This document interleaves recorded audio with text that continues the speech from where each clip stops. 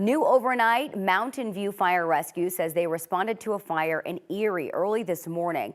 It happened around 2:45 near Holbrook and Carr Street. When crews got to the scene, they say a garage and car were on fire.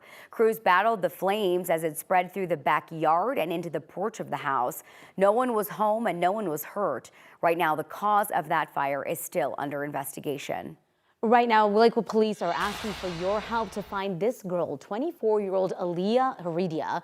She was last seen 8 days ago on Tuesday, April 2nd, wearing black sweatpants and a pink shirt. Police say they know that Aaliyah hangs out around West Bates Avenue, just east of Federal Boulevard and Colorado Heights University in Denver. Investigators say that she does have a history of running away, but they're really worried right now because of her age and the fact that she doesn't have a cell phone and could be planning to leave the state. If you do see her, you are asked to call 911. This morning, police are looking for a teenage driver accused of causing a deadly crash on 225 just a couple weeks ago now. Aurora police say 5 teens were in a stolen car when it rolled on the interstate near Alameda. 2 of the teens were thrown from the car. 4 of them, including the driver, went to the hospital. A 15-year-old died from her injuries. Police now have an arrest warrant out for the 17-year-old driver from Denver for vehicular homicide and for stealing that car. But police are not naming the driver because he is under the age of 18. In less than a week now, the Return to Nature funeral home in Penrose will no longer be standing. The Environmental Protection Agency is getting ready to knock it down. It's been about 6 months now since law enforcement found nearly 200 bodies improperly stored there. The Fremont County coroner says 18 of those bodies do still need to be identified. Before the demolition on Tuesday, there will be a ceremony to honor the families whose loved ones' bodies were found inside that funeral home. We recognize the incredibly difficult circumstances our families and indeed our entire community has endured during this trying time. Our hearts go out to all of those affected. Over the next few days, the EPA will be bringing in equipment to get ready for that demolition. They will be taking apart the building in sections and then sending it to a landfill in Otero County. 6:04 this Thursday morning as we take a live look out over Denver this hour, where leaders are considering some changes to how the city budget help for migrants. We just checked the city's dashboard. 808 migrants are staying in city shelters right now. Denver Mayor Mike Johnson says the city will spend about $90 million on services for newly arrived migrants this year. That's half of what he originally said the city would spend. While city departments were asked to come up with a plan to cut 15% of their budget, turns out that number is actually closer to an average of 2.5%. 9 News reporter Lauren Scafidi is live in Denver this morning. And Lauren, how does this all translate to services being offered to migrants coming to Denver? Well, one of the reasons for this all happening is because there are just fewer migrants arriving in Denver. Yesterday, 112 migrants arrived in Denver. They will get help under the mayor's new plan, but for those arriving today and beyond, it means fewer resources. For example, as of today, newly arriving migrants will be allowed to stay in city shelters for only 3 days compared to up to 42 days before. Denver Mayor Mike Johnson also rolled out the city's new Denver Asylum Seeker program. Those in shelter or transitional housing as of Wednesday have priority in this program. The city estimates that's about 1,000 people. Most migrants arriving now must apply for asylum to get a work permit, which can be expensive and requires a 180-day waiting period. Those that come now are basically on their own. And advocates are worried about what these changes mean. By suggesting that they only have 72 hours of authorized shelter stay, after which they get a ticket out of town, or what? The or what is that people will turn to the streets. People are not looking to move on. We spoke to one migrant who got here a few weeks ago. He's out of the shelter now and he doesn't qualify for that program, so he's not sure how he's going to support himself.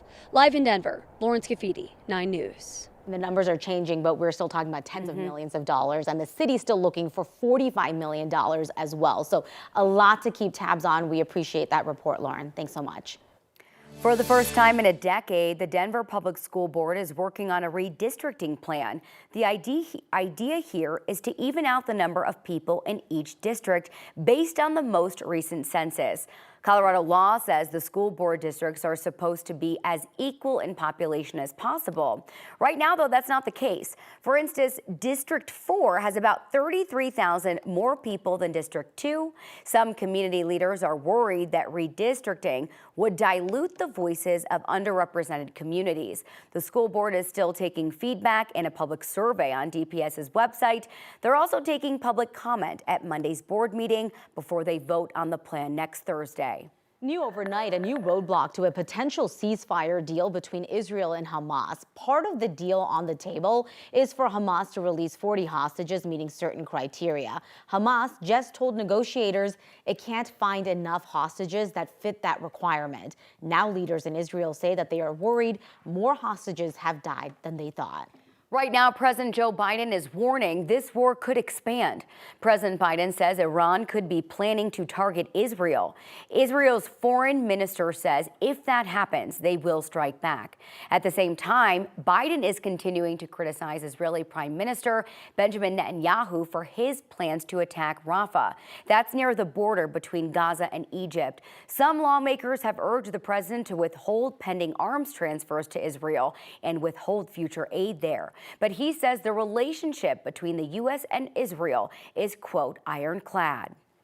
Well, this looks like a scene from a movie, but it is all too real. This is a rescue in the Pacific Ocean. 3 Micronesian mariners used palm fronds to spell out help on a beach. They were stranded there for more than a week, and then a U.S. Navy jet flew over that sign. The people inside saw that sign and asked for help. According to the Coast Guard, the people stranded were planning to fish in the area. Their boat got caught by swells. The Coast Guard says that they lived off of coconut meat and fresh water from a small well on the island. Wow. New this morning, a study suggests climate change may be linked to more than 500,000 stroke deaths around the world. Researchers from China looked at 3 decades of data on temperatures and strokes. They studied more than 200 countries and territories. They found the number of stroke-related deaths and disabilities tied to extreme temperatures has been increasing since 1990. In fact, they found more than 500,000 deaths in 2019 may have been linked to temperature fluctuations blamed on climate change. Most of those deaths were associated with low temperatures. This morning, states along the Gulf Coast are cleaning up after huge storms ripped through the area. This is what's left of a church in Port Arthur, Texas, right on the Louisiana border. A possible tornado demolished that. In Louisiana, the streets are totally underwater right now. This is in downtown New Orleans. You can see that some cars were still trying to make it through. And this is new video from Alabama where a suspected tornado hit in Mobile County. The National Weather Service still has to confirm that. At this point, we're told no one was hurt, but the storm had top winds estimated at about 100 miles per hour. And one thing to know about your weather here in the Denver area, we are looking mostly sunny, fairly calm, with those winds out of the southeast 5 to 15 miles per hour. We'll reach a forecast high right around 64 degrees. And let's talk about this crash right along Havana and MLK. I've been mentioning it all morning. It's blocked right now in all directions, but I can see a tow truck is on scene and looks like they're taking that pickup truck away. And they're cleaning up debris, so just keep that in mind. They should be clearing it up very, very soon. So once it opens up, I'll definitely keep you updated. Today is National Pet Day, and we would love to see your family photos. Text us at 303-871-1491. As you can imagine, the photos are like flooding in through the morning. Please keep them coming. We love to look at them. It's just all smiling pups, and it's just gorgeous. I love it. The best way to start the day, Anusha. It's so cute.